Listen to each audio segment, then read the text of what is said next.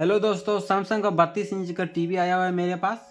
Curve TV है, पतला वाला। तो इसमें प्रॉब्लम था, साउंड का प्रॉब्लम था। ठीक है, साउंड का प्रॉब्लम था। यहाँ पे 12 वोल्ट नहीं आ रहा था। ठीक है, यहाँ पे 12 वोल्ट नहीं आ रहा था। हम तो क्या किए, यहाँ से एक जम्पर यहाँ पे लगाए। ठीक है, ये जम्पर आप यहाँ से यहाँ डायरेक्ट कर भी सकते थे, लेकिन हम टीवी हम लाइन दिए। ठीक है, तो यहाँ पे देखिए 12 वोल्ट आ रहा है। तो यहाँ पे 12 वोल्ट नहीं आते, एक जम्पर यहाँ से यहाँ मार दिए।